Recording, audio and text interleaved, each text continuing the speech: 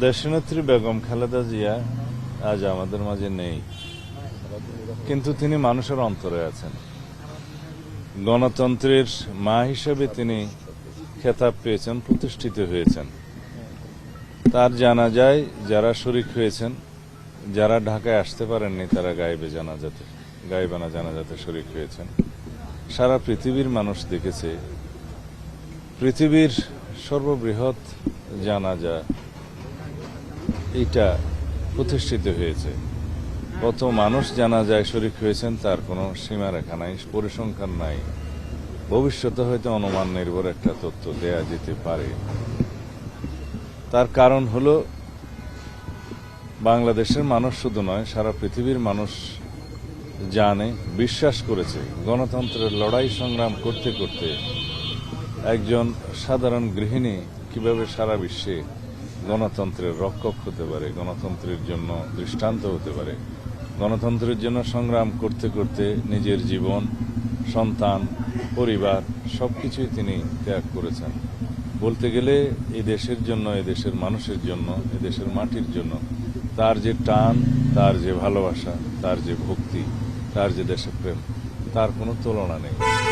তিনি সবকিছুই হারিয়েছেন, কিন্তু অর্জন করেছেন যেই উচ্চতা, সেই উচ্চতায় পৃথিবীর বুকে খুব একটা বেশি মানুষের নাম লেখা নাই।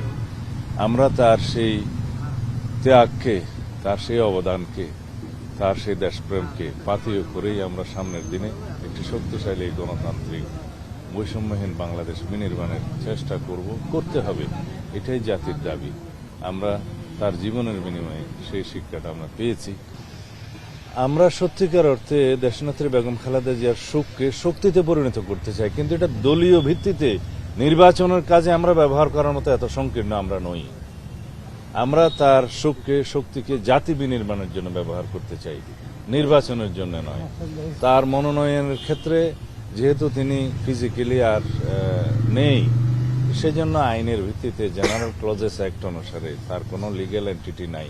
সেই হিসেবে তার মনোনয়ন এমনিতেই বাতিল ঘোষণা করা হবে। যেহেতু আমাদের বিকল্প প্রার্থী সেখানে দেয়া আছে, তাদেরটা বাছাইতে যদি টিকে তাহলে তারাই প্রার্থী হবে, এটাই আইন। নির্বাচন স্থগিত বা পেছনের তো কোনো সুযোগ না, কোনো আইনি সুযোগ নেই। নির্বাচন পিছনে কোনো আইনি সুযোগ নেই।